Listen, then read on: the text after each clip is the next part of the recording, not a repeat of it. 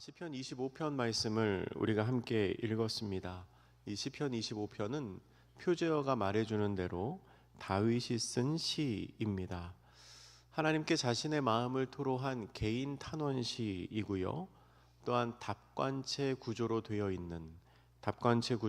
있다는 것은 각 연의 첫 글자가 히브리어 알파벳 순서로 되어 있다는 겁니다. 히브리어 알파벳의 순서로 되어 있는 시입니다.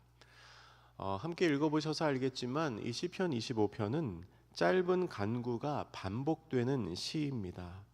시인은 지금 어려움 중에 있습니다. 그러나 그런 어려움 중에서도 계속해서 하나님을 주목하면서 하나님을 향한 소망을 품고 있습니다. 환난 가운데 있는 시인은 어려움 중에 있음에도 불구하고 계속해서 하나님을 주목하면서 자신이 하나님의 은혜 안에 있음을 고백하고 또한 자신의 어려움을 극복할 수 있는 마음의 소원을 하나님께 계속 올려드리고 있습니다. 1절은 이렇게 기록합니다. 여호와여 나의 영혼이 주를 우러러 보나이다. 아멘. 시인은 나의 영혼이 주를 우러러 봅니다 라고 고백합니다. 하늘에 계신 하나님, 유대인들은 하나님이 하늘에 계시다고 생각했거든요. 하나님께서 계신 그 하늘을 바라보는 것입니다. 시인이 하늘을 바라보는 것은 하나님이 하늘에 계시기 때문일 수도 있지만 어쩌면은 사방이 막혀 있기 때문에 하늘을 볼 수밖에 없는 상황일 수도 있습니다. 사방에 대적이 둘러싸고 있어서 자신이 바라볼 수 있는 곳이 하늘밖에 없다는 거지요.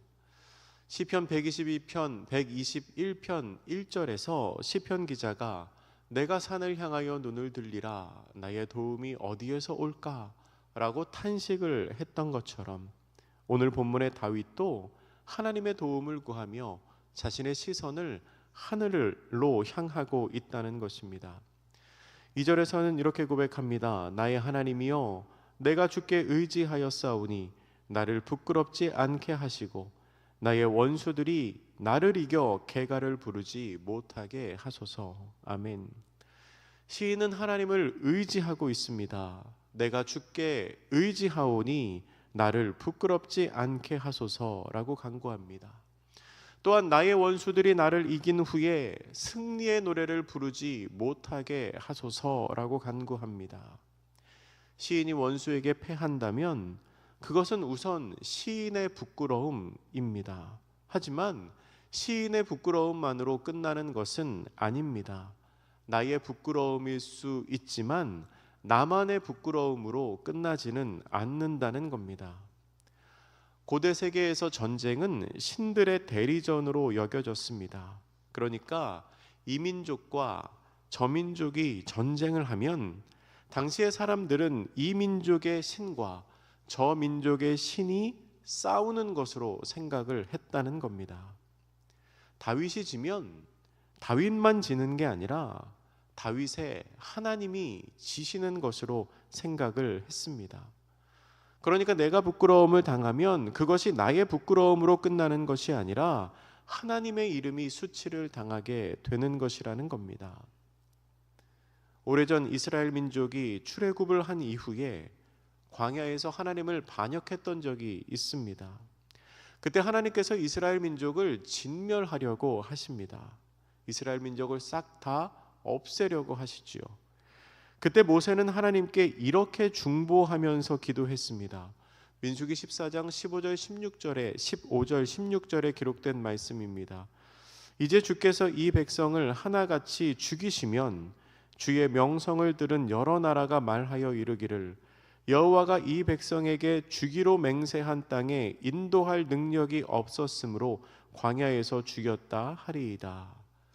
여러분, 이게 무슨 말입니까? 이스라엘이 이 광야에서 죽게 되면 하나님께서 이들을 출애굽시키기는 했는데 가나안 땅에 들어가게 할 능력이 없어서 다 여기서 죽게 했구나. 사람들이 비웃을 거라는 거지요. 여기에서 죽으면 이스라엘 민족만 죽는 게 아니라 하나님의 이름도 수치를 당하게 될 것이니 주님, 하나님, 저 사람들 죽이시면 안 됩니다 라고 기도했던 겁니다. 아마도 시편 기자는 같은 마음으로 하나님께 기도를 하고 있는 것 같습니다. 하나님, 나를 부끄럽게 하지 마소서. 내가 부끄러워지는 건 괜찮은데 하나님의 이름이 부끄러워집니다. 저 원수들이 개가를 부르지 못하게 하소서.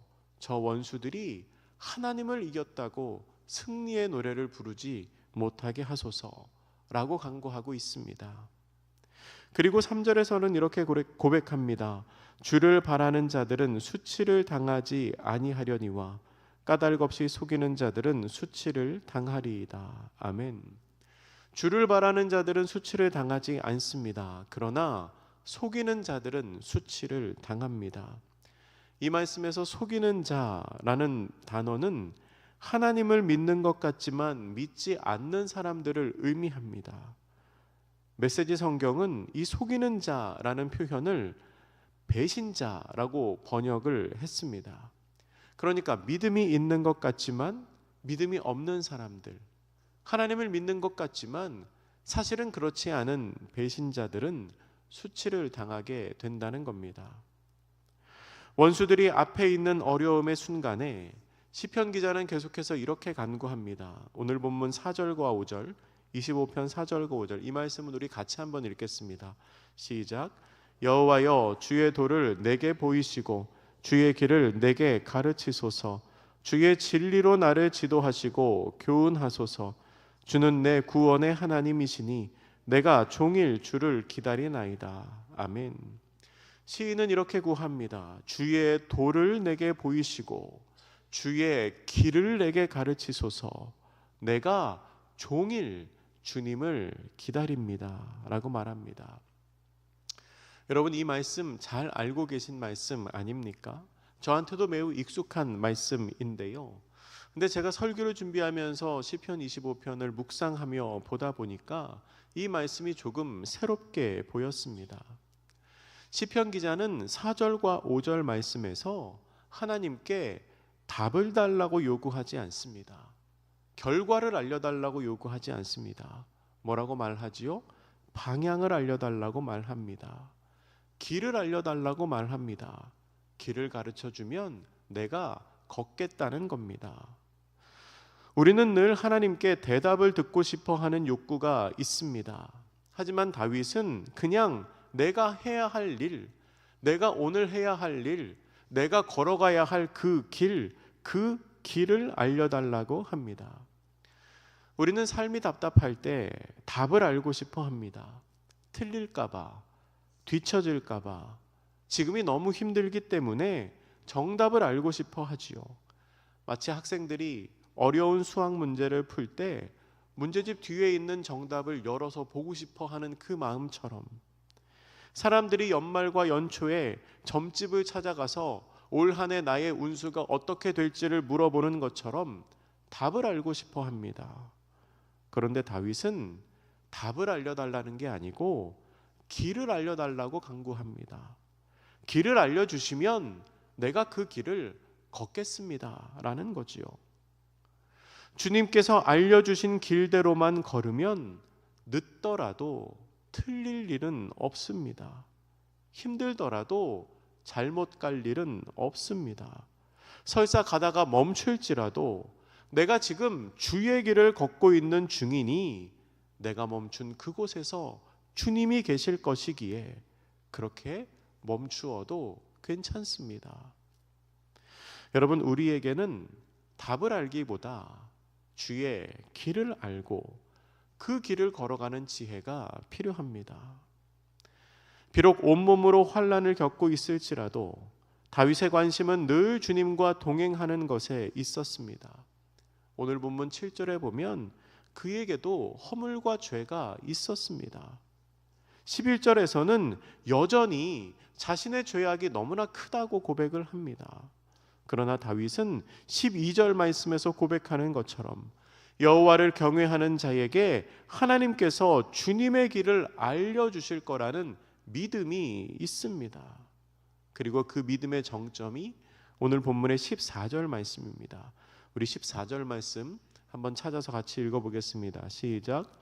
여호와의 친밀하심이 그를 경외하는 자들에게 있으며 그의 언약을 그들에게 보이시리로다. 아멘. 하나님께서는 하나님을 경외하는 자, 그러니까 하나님을 가장 높이고 하나님을 존중하는 자와 친밀하고 영원한 우정을 나누십니다. 하나님께서 아브라함을 나의 벗 아브라함, 나의 친구 아브라함이라고 부르셨던 것처럼 하나님을 경외하는 자를 친구로 여겨주신다는 거지요. 그런데 14절에 친밀함이라고 우리 성경에 번역된 단어는 또 다른 의미가 있습니다. 히브리어로는 소드라고 하는데요, 협의하다, 비밀을 말하다, 의논하다, 계획을 나누다 라는 뜻이 있습니다. 그러니까 그 의미를 넣어서 번역하면 이렇게 될 것입니다. 하나님께서 그를 경외하는 자들과 의논하신다. 하나님께서 그를 경외하는 자들에게 비밀을 말하신다 라고 볼 수 있습니다.